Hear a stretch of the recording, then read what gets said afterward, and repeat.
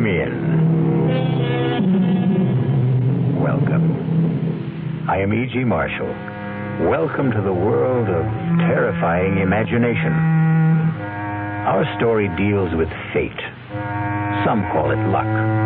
Whatever it is, it works in the strangest ways to reward us or defeat us. Fate walked into Charles Powell's life in the person of Clint Livitz. Now, look, Clint, or whatever your name is, I don't like you, and I don't like your insinuations. Now, if you don't get out of my office and leave these premises immediately, I'll have you put out. You must be putting on an act, Mr. Charles Powell. Maybe this'll jolt your memory. 3541063. What? Yeah. I thought that would do it, Charlie. I thought that might help you remember.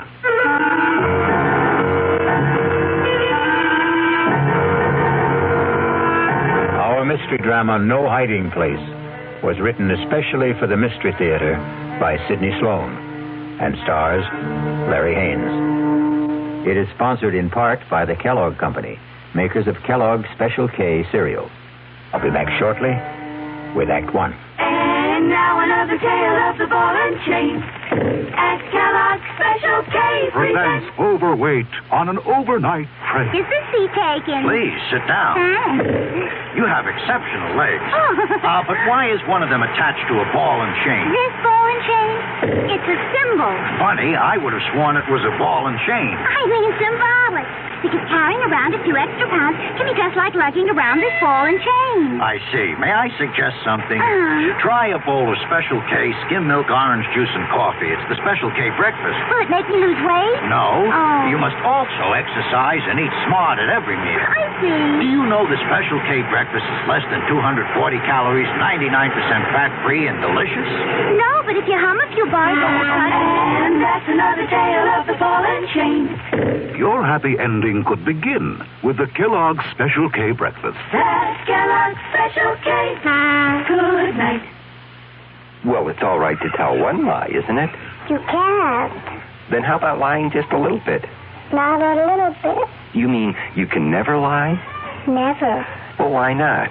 Because when you tell a lie, Yeah? it gets stuck inside your heart. You mean that just one lie will make your heart dark? Makes you sad, too. Oh, then what should you do if you tell a lie? Well, you just say I'm sorry. And then what? Then the light goes inside your heart. Oh, the light goes on? Yeah. Oh, a light doesn't really go on in your heart, does it? Yes, it does. Well, how do you know? Because the light in your heart will shine in your eyes. Oh. And then you'll be happy. I wonder why people tell lies. I wonder why, too. From the Franciscans, with love.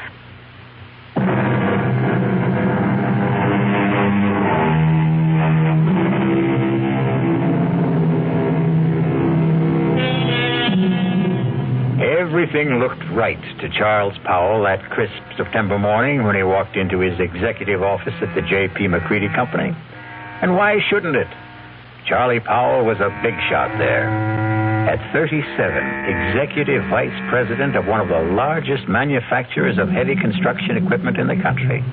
And he had done it all in less than 12 years. It was a real-life Horatio Alger story, even to his being engaged to J.P. McCready's daughter, Allison. How could anything go wrong? But it did, the moment he walked into his private office. Yes, Elsie. There's someone to see you. Appointment? No, sir, but he says that you'll see him.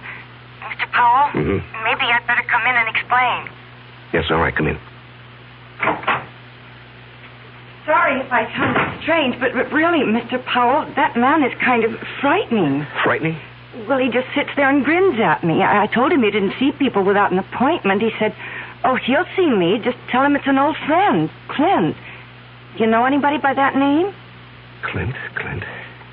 No, it doesn't ring a bell. All right, send him in. I'll get rid of him. Okay. Don't say I didn't warn you. Mr. Powell will see you. Nice of you to see me, Mr. Powell. Well, I try to see everybody, Mr. Just Clint. I don't think you ever knew me by anything but Clint.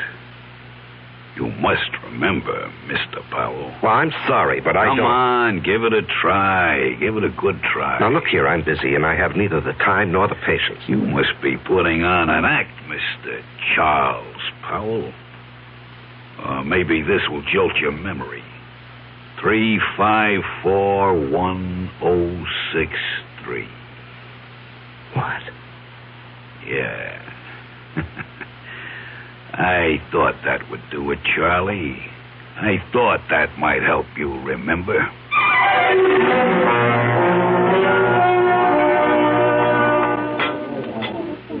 Charles? Oh, I'm sorry, Mr. McCready. I guess I was daydreaming. Something bothering you, young man? Oh, no. I hope not.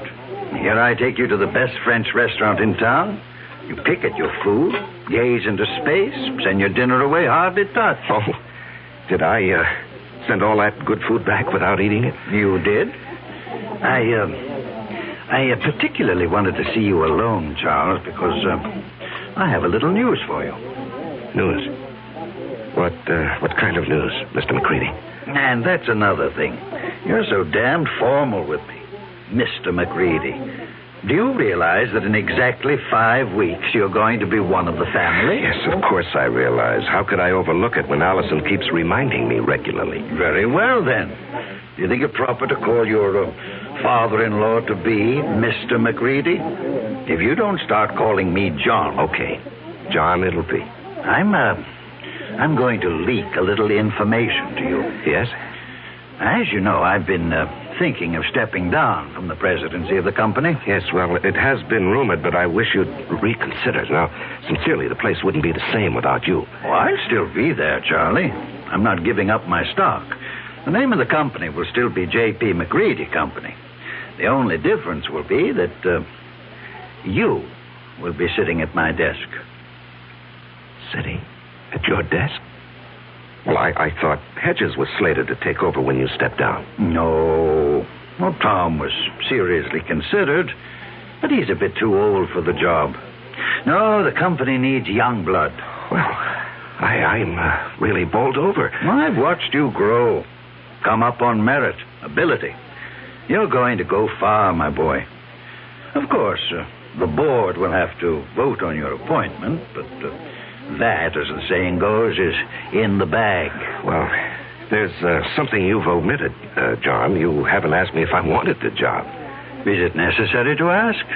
I remember another lunch with you several years ago. We got talking about ambitions, and you said that you would never be satisfied with second best. It had to be the top job, or you'd move on. Yes. But that was before this morning. What? Nothing. Just mumbling. I'd like to know how you feel about it, Charles. Well, even to be considered for the position is an honor, Mr. John. And your answer? Let me think it over. I must think it over.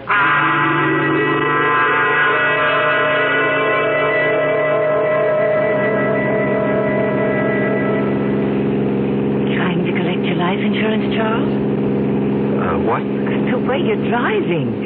Are you out to get me, yourself, or both of us? Oh, I'm sorry, dear. I guess I didn't realize how fast I was going. This car has more power than it needs. More than I need. I'm sorry. At least it gave us a topic for conversation. What did? You're driving. Darling, I'm the girl you asked to marry you. Something is troubling you, something big. Allison, did your father tell you what he's planning? Dad never tells me anything. I have an idea he thinks of me as a bird brain. He wants me to take over the presidency of the company. That's marvelous. Couldn't have made a better choice. Well, you're prejudiced. But it's a nice kind of prejudice. I don't think I'll accept. What? But, darling, it's right for you. You've worked toward that goal. You're the right man for the job. Am I? What is this? Lack of confidence, buck fever? You're being ridiculous, darling. No, I'm being practical and sensible. My being president of the McCready Company would bring nothing but trouble. What are you saying? I'm even considering resigning my present job. Why? Allison... Tell me. Whatever it is, I'll never stop loving you. I'll tell you. When I get up enough courage. Please, darling, be patient with me. Just be patient. I love you, too.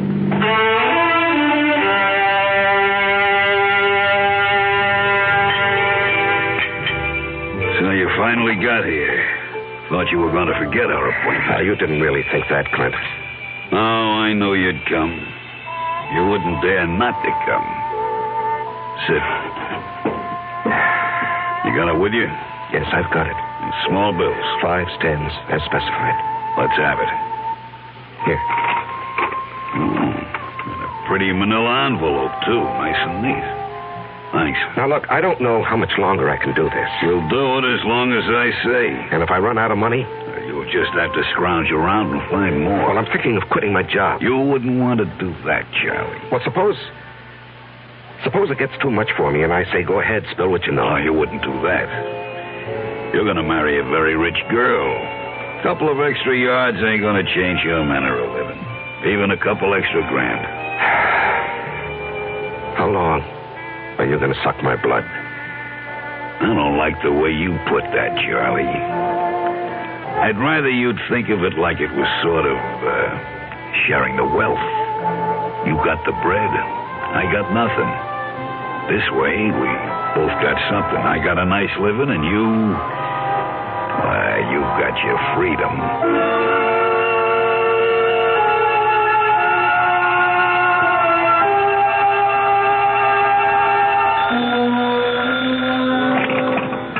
Hello? Charles? Oh, yes, Mr. yes, John.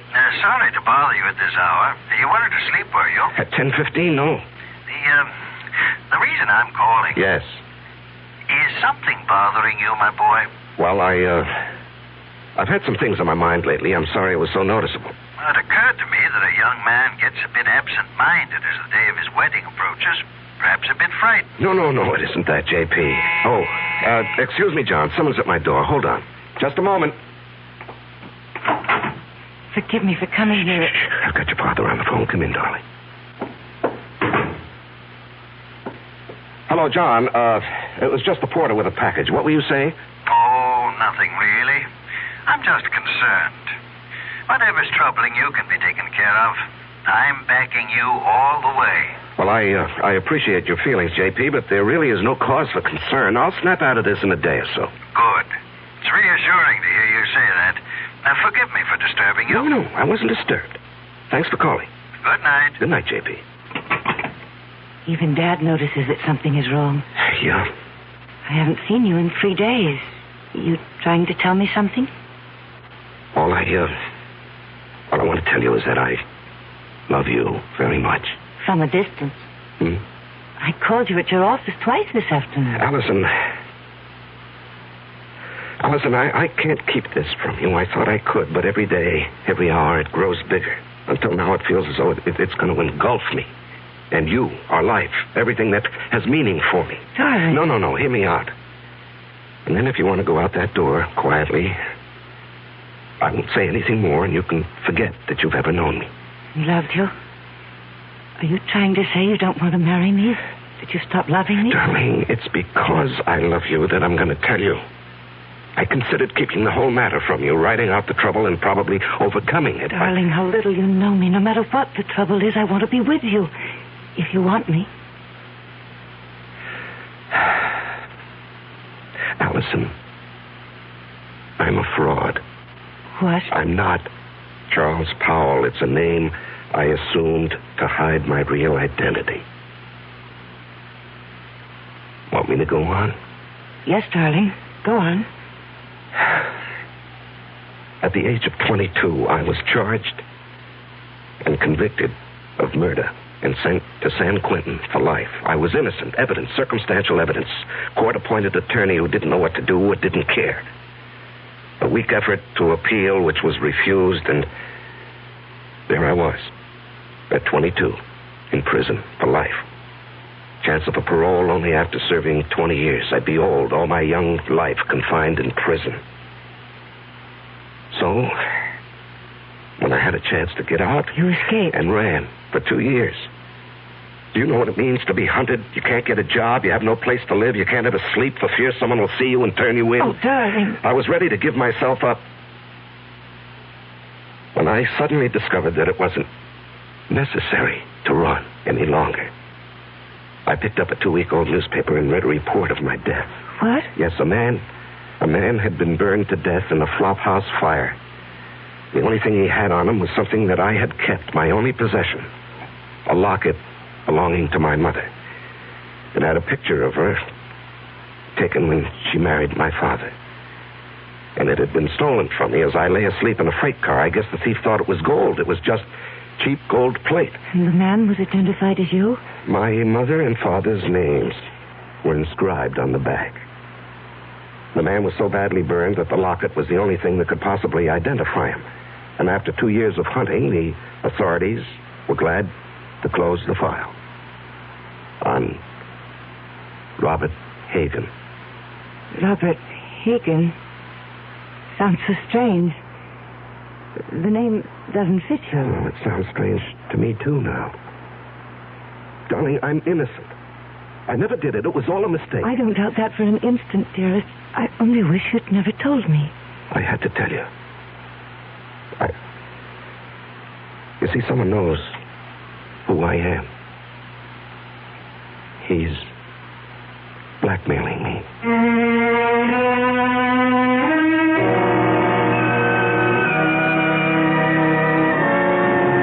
When you're being blackmailed, you don't have many alternatives. Charles Powell's whole life, his future, the happiness of the woman he loves, all hang by a very thin, flimsy thread. I'll be back shortly with Act 2. I'm Himan Brown, producer of Radio Mystery Theater. And as you may imagine, I'm excited about this new adventure in modern radio, this new statement of radio's marvelous power to stir the imagination. Now, we're wondering about your reaction, about who you are and how you like what we're doing. So to encourage you to get in touch with us, we're holding a drawing for 3 weeks. 50 prizes a week, 2 AM/FM stereophonos, 2 travel clock radios, and 46 anthologies of modern suspense. Just mail us your name and address, and you're eligible. Of course, we'd like knowing whether your glad radio drama is back, but name and address will do it. To Mystery Theater, Box 50, Radio City Station, New York, 119. That's Box 50, Radio City Station, New York, 119. Offer good everywhere unless locally prohibited. It's always a pleasure to add beautiful new furniture to your home. And it's even more a pleasure when you can save substantially on its purchase. You can do both this week at Adele Hunt's, 7015 Snyder Plaza during Adele Hunt's great winter furniture clearance sale. Take advantage of Adele Hunt's staff of professional interior designers at no extra cost, of course, and save on such famous brands as Henriton, Drexel, Thomasville, Lazy Boy, and many others. For instance, there are exciting accent pieces on sale from Baker, Tomlinson, and Irwin Lambert. The hundreds of fine values in bedroom, dining room, living room, and occasional furniture may not be equaled again. Even a large selected group of lamps and pictures are as much as 60% off the regular price. So shop early while selections are good during Adele Hunt's great winter sale. Adele Hunt's, 7015 Snyder Plaza, near the corner of Lovers Lane and Hillcrest in University Park, where Dallas buys with confidence. Open tonight till 9 p.m.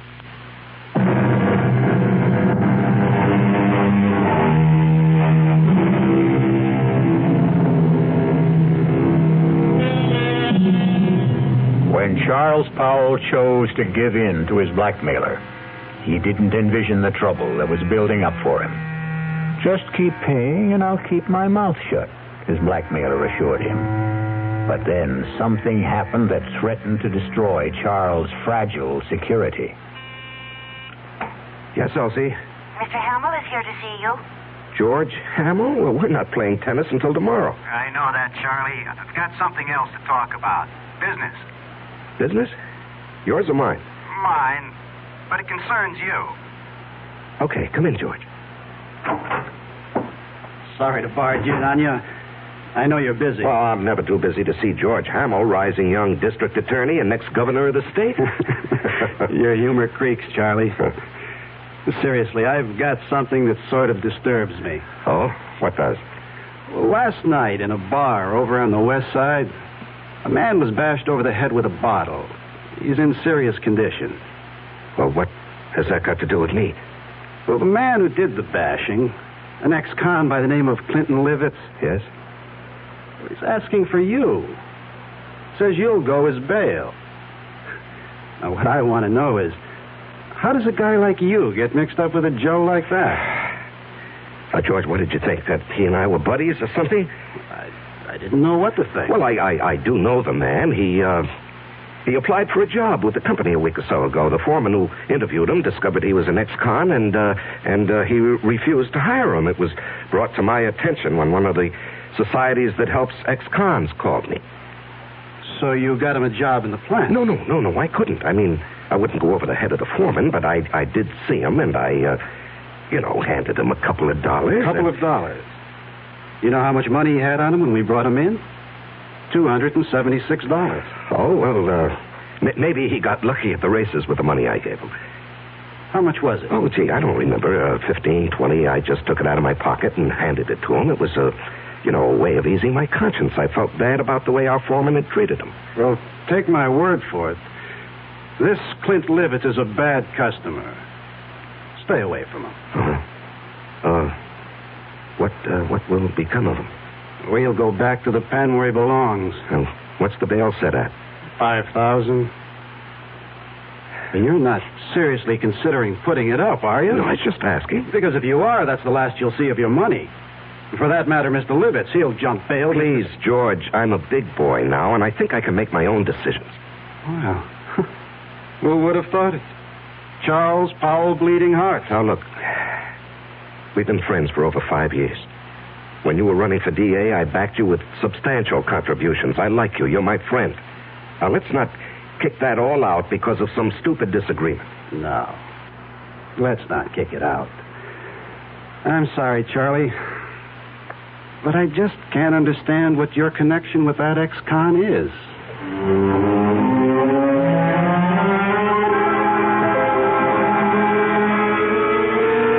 Now, Mr. Powell, I hope you'll understand. I accept Clinton Livett's case with strong reservations. Yes, I understand, Mr. As an Hargrave. attorney, well, how shall I put it? You don't like your client. Exactly. However, I shall do my best to get him off, or at least get him a light sentence. I'm extremely pessimistic about Mr. Livitz even showing up for trial. Yes. George Hamill also said he expected that Livitz would jump his bail. And you would forfeit $5,000. Yes, I know. And that doesn't disturb you? No, I don't believe he'll run. I see. You want to speak with him? He's been released. He's waiting in the other office. Not particularly. He says he wants to see you. Oh. Well, in that case, yes, I'll see him. Send Mr. Livitz in. I'll leave you alone. If you need me, I'll be in the other office. Now, come in, Mr. Livitz. Mr. Powell will speak to you. Thanks. I'll be back when you call. Just flip the switch on the intercom. Yes, I will. You sure know how to complicate things, Clint. Story of my life. Do you realize you could go up for 1 to 5 years for what you've done? No, it couldn't happen. What do you mean it couldn't happen? Because you wouldn't let it happen, Charlie. Look, even with the best lawyer defending you, he can't guarantee he'll win the case. You won't let me go to prison, Charlie. I'm doing my best for you, but... No buts. I'm not going back to the pen. Okay, you're not going back. Now, just suppose, during the trial, if things look bad... Yeah? We get you out of town and let you run for it. Forfeit your bail. Oh, you'd like that, wouldn't you? I'd be out of your hair, and all it would cost you would be the 5 G's for the bail. No. I'd give you a substantial sum. No, Mr. Powell. No sale. I'm too old to run. Well, suppose I got you out of the country. With a good hunk of bread stashed away for me? Swiss bank account. I don't know. Why don't we play it by ear?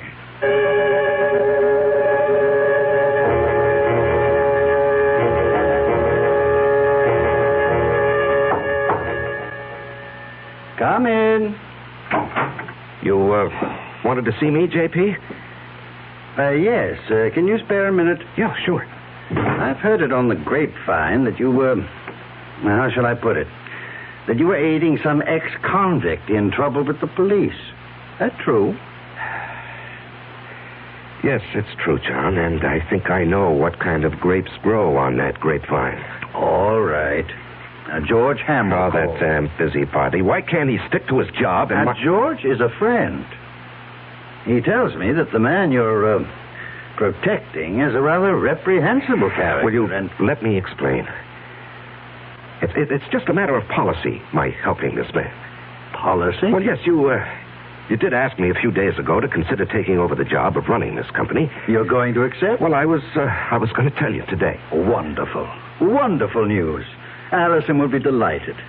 I know she's been worried about your seeming reluctance. Oh, no, not reluctant any longer. In fact, I've got all sorts of ideas about what I want to do. This business of giving a hand to ex-convicts is just one of them. Do you realize what this would mean in publicity for the company? To take an interest in the rehabilitation of men who would otherwise be lost, a burden to the taxpayer? I'm going to hire a PR man. We're going to be the big corporation with a heart, J.P.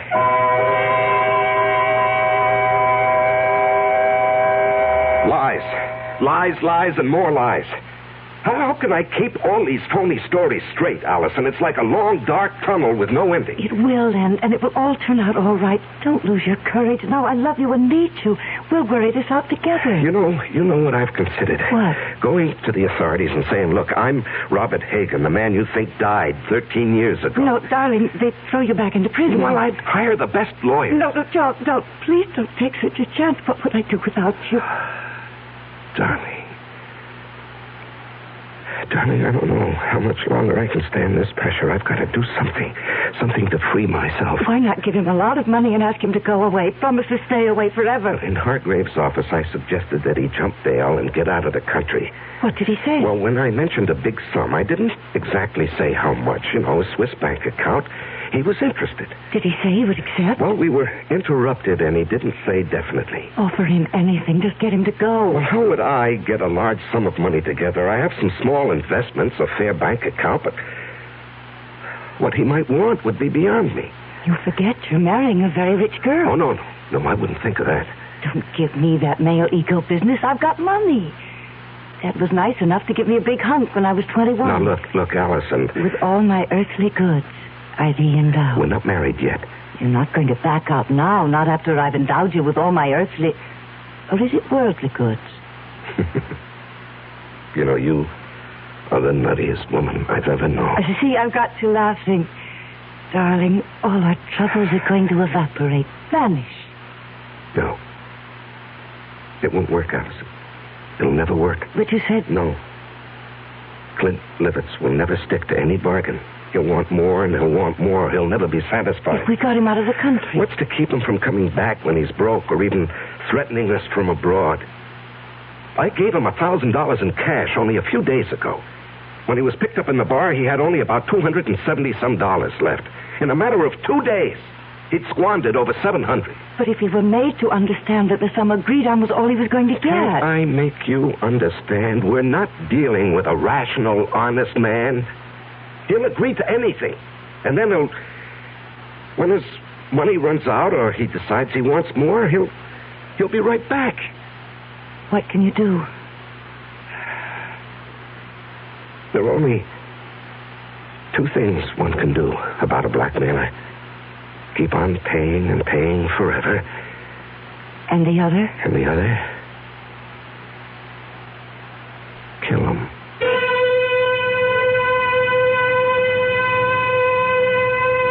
Just 2 ways to deal with a blackmailer. Charles now must face his conscience. The thought that has been in the hidden recesses of his mind has been spoken aloud. We will be back shortly with Act 3.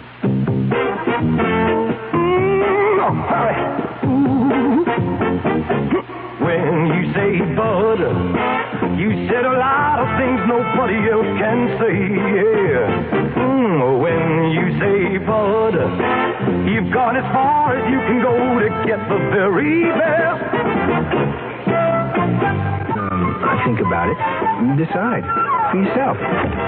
Well, sure, the Budweiser people really do believe that brewing beer right does make a difference. But even that's up to you. Because the king of beers is leading all the rest. When you say Budweiser, you said it all. Anheuser-Busch, St. Louis. Who knows how to help you solve your shopping problems? The Better Business Bureau knows. Honey, the TV set just won't work. Who do I take it to? The lady down the street took hers into a place that charged her more than her set was worth. Gosh, I don't know. I'll tell you what to do, folks.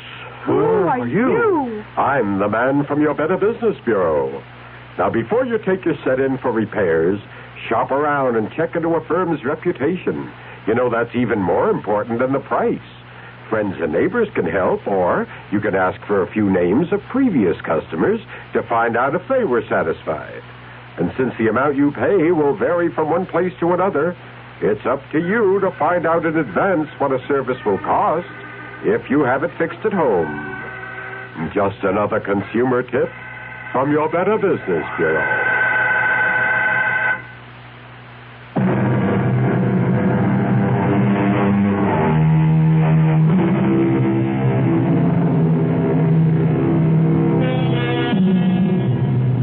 Charles Powell's life has reached a climax. He must make a decision to rid himself forever of his blackmailer. And perhaps that very decision will destroy his life and the life of the woman he loves.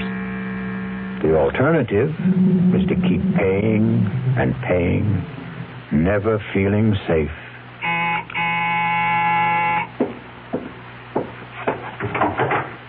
Oh, Allison, I was, You were expecting him, weren't you? Yes. I gathered as much when I called you at the office this afternoon. Aren't you going to ask me in? Yeah, come in. You were so evasive. Well, he, wanted to see me this evening. He, wants more money. And you're going to give it to him? Well, I haven't many choices, have I? You mentioned one. No, Allison, I'm sorry I let that slip out. I didn't mean it.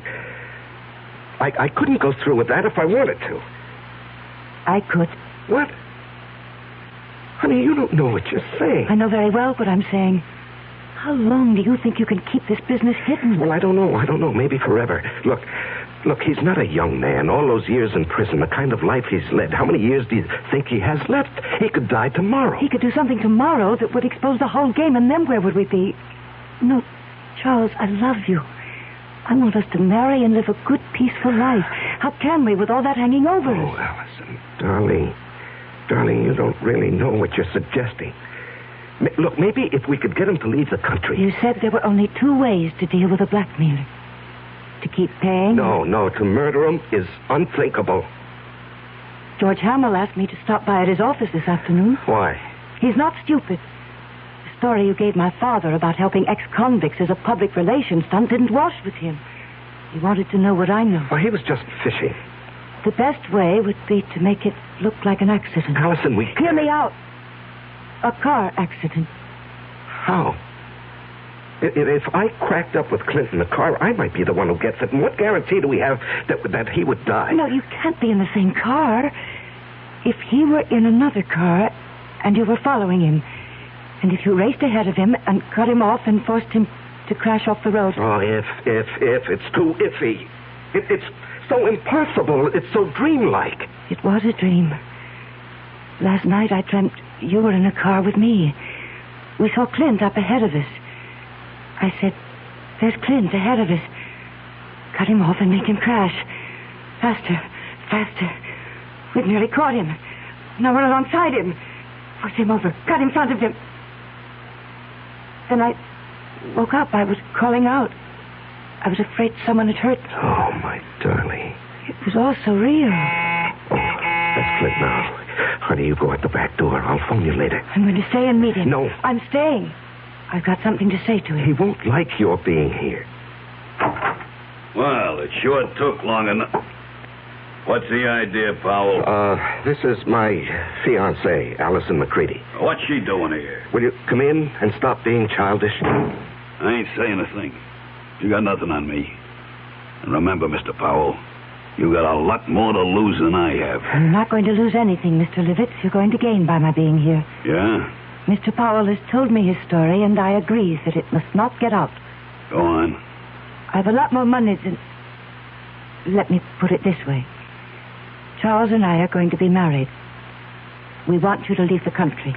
I bet you do. Now, look, Clint, you'll do better by accepting our proposition. We intend to hand you $50,000. And an airplane ticket. One way. And never come back. And never come back. Well, I always wanted to travel, but... What? 50 G's, just chicken feed. Well, that's all there is. Not enough. I'm thinking around $250,000. Out of the question. I'm not going to bargain with you. I can raise $100,000. No, Allison. It's worth it, Charles, if we can depend on Clint to wipe the whole matter out of his memory and just go away. Oh, you can depend on me. I'll keep my bargain. Then it's a deal? A deal. Good. It'll take about 10 days to raise the money. I ain't in a hurry. You are. And, speaking of money, that was the reason I came tonight, Charlie. Yeah, here. That's $500. What? Instead of G like the last. That's all I could raise in a hurry. When that runs out, I'll have more. You went through that first 1,000 awfully fast. Well, I got rolled in that bar where I had the trouble. Oh, that reminds me. Your trial comes up in less than 3 weeks. Yeah. Lawyer called me at my hotel. To see if I was still around, I guess. Our plan is for you to jump your bail. I'll forfeit the $5,000 I put up for it. And get you out of the country. With a keister full of green. Hey, wait. I ain't got a passport. Oh, that can be arranged, Clint. Just leave that to me. Okay, friends. You got yourself a deal.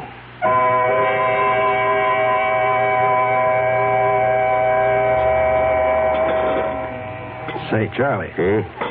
You're going to put this meal on your expense account, I hope. Too rich for your blood, George? Too rich for my pocketbook. That's JP's favorite French restaurant. Oh, yeah. Nice to have wealthy, high-paid executives for friends. I'm a simple man. I like simple things. And I like simple answers. Meaning?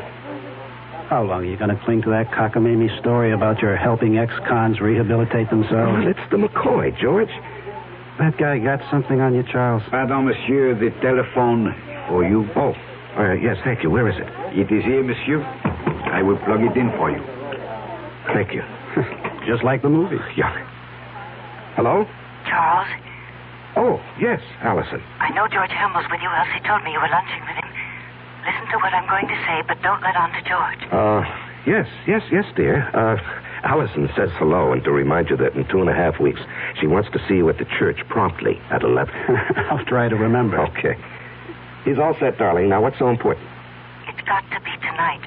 I'll have the house all to myself. Why is the color scheme so important? The housekeeper and her husband are going into town to see their 15-year-old son in the high school play. Well, I don't see that that's such a problem. Choose whatever color will make the bridesmaids happy. Rent a car and let Clint take it to drive out and be here promptly at 9. Do not come together. You come out in your own car, but first report it broken down.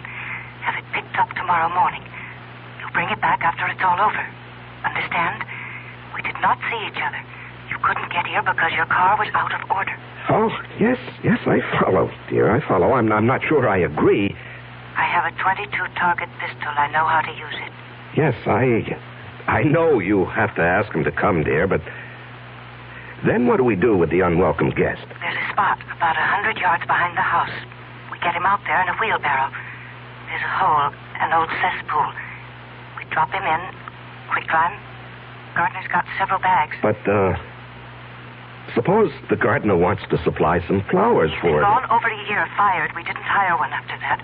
As soon as it's all over, we'll take the rental car and dump it over the edge of the road near town. You know that bad place where there's no shoulder on the road and only a flimsy guardrail? Mm-hmm. Yes, I know. We dump the car there. Let it smash up. If it catches fire, so much the better. Then you take me back to the house and rush back to the city. Report the rental car stolen. You've been in your apartment all evening. Understand? Yes, the color scheme suits me fine, dear. You sure have it all planned. No baubles, no slip-ups. All planned. Yes, I'll be in my office till late tonight, 9 at least, if you want to reach me. Good. That was for George's ears, wasn't it? Yes, that's correct, Allison. Now, look, I have a report to get out. If you've completed your instructions, I'll get back to my lunch with George. Goodbye, dear. Wow. That's only the beginning, Charlie. Wait till she gets you signed on the dotted line.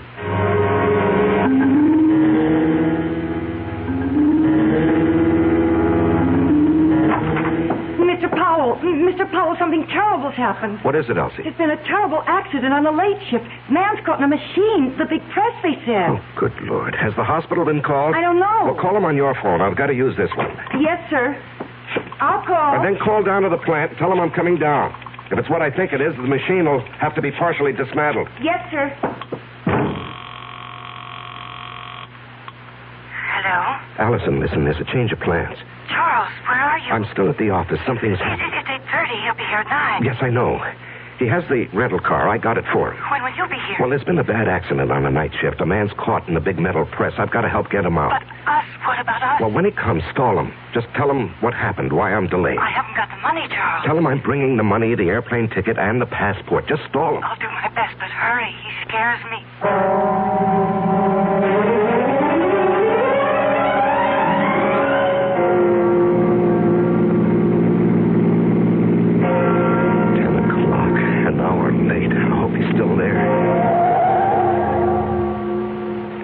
Are on. I'm not too late. He's still here. He's still here. Allison! Allison! Open up! Clint! Clint, don't leave! Clint, wait! Will you wait? I'm here! Clint! Clint! I gotta stop him. I gotta catch him.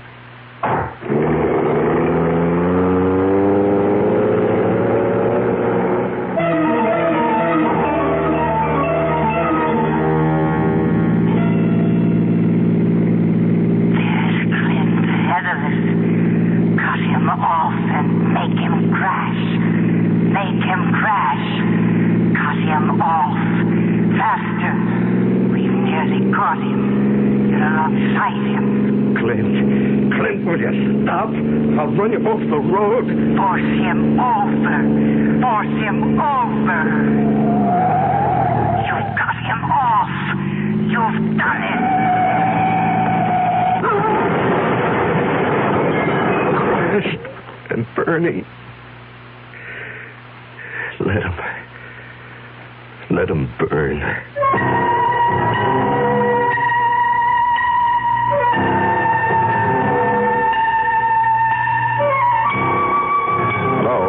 Is this, Arrow Car Rental Service? Well, I rented a car from you people this morning. No. No, there's nothing wrong with the car. I just want to report it stolen.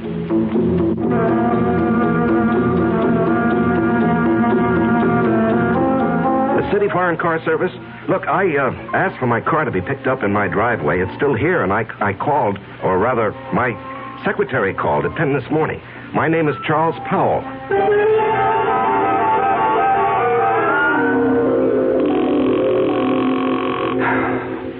Come on. I'll just answer the phone. Oh. Yeah, just a moment. Oh, George. George, it's kind of late for a visit. Come in. Thanks. I was just trying to phone Allison. Boy, what a night this has been. There was an accident at the plant. Peterson. I hope they don't have to amputate. I heard. Yes, and then when I got outside, I had a date with Allison. The car that I had rented this morning was missing. It was stolen. What happened to that great, big, powerful foreign job of yours? Oh, it wouldn't start this morning. Had Elsie call the service people, but they haven't picked it up yet. I just called them. They have a night answering service. You've had a busy evening. Yeah, very. Well, I think I can clear up one of your puzzles, Charlie. Your rental car was found with a thief in it. You, caught him? Dead. Burned to a cinder. Oh. Must have been going at a terrific speed. Tire marks on the road as he went off. Cracked up and burned. Yeah. Some kid? No. This may surprise you. It's your protege, Clint Livitz. We found enough of him to identify him. And a slightly burnt, but still usable bankroll of sizable proportions. Well, that closes his case, doesn't it? And opens up several others. Incidentally, where were you all evening? Home. After I got back from the plant. You didn't go out? Well, I told you, my rental car got stolen. I came home by cab to change my clothes. The big car is out of commission. I won't play games with you, Charlie. I checked it in the driveway just before I came up. The engine is still quite warm. You want to explain that? No, I don't want to explain. Charlie, I'm arresting you for murder.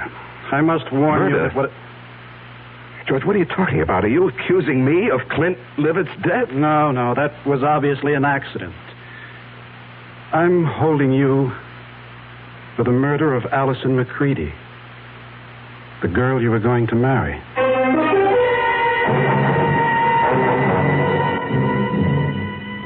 And in conclusion, ladies and gentlemen of the jury, my prosecution of Charles Powell, or Robert Hagan, has been a painful task. I was his best friend. It was difficult to believe that he would kill the woman he loved, but the evidence is conclusive. Charles killed his lovely fiancée because she discovered his real identity, an escaped convict, a killer sentenced to life for another murder. The testimony of the housekeeper, Mrs. Francis, cannot be doubted. She did not leave the house as he thought. She saw him run from the house, jump into his car, and race away. And then she discovered the body of Allison McCready shot through the head.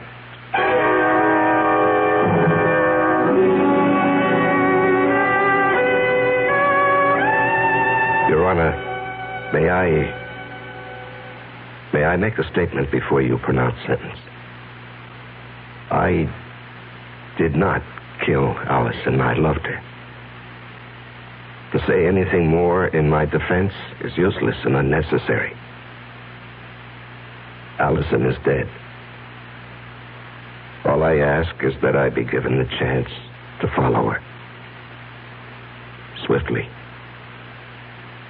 and efficiently.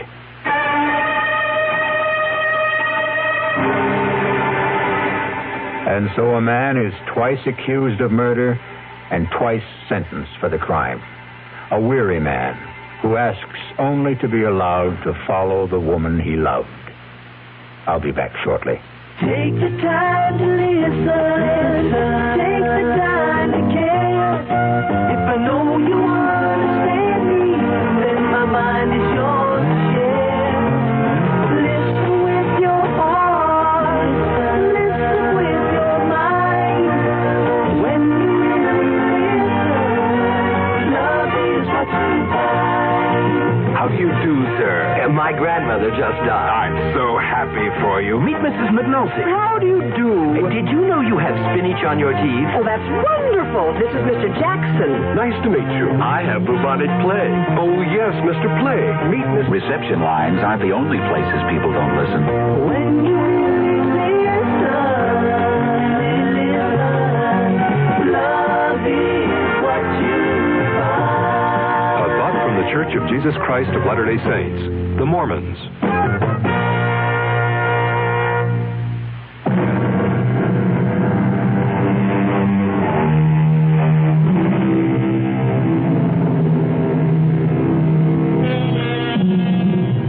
And there we have it. Charles Powell's joust with fate. What difference did it make that he knew that Clint had murdered Allison? They didn't believe him, and he was too weary to try to make them believe. Our cast included Larry Haynes, Ann Meacham, Jackson Beck, Sidney Walker, and Tom Keener. The entire production was under the direction of Himan Brown. Now, a preview of our next tale. I don't understand it. Tub's bone dry, ma'am. Hasn't been used. No, not tonight, anyway. His clothes. Howard's clothes.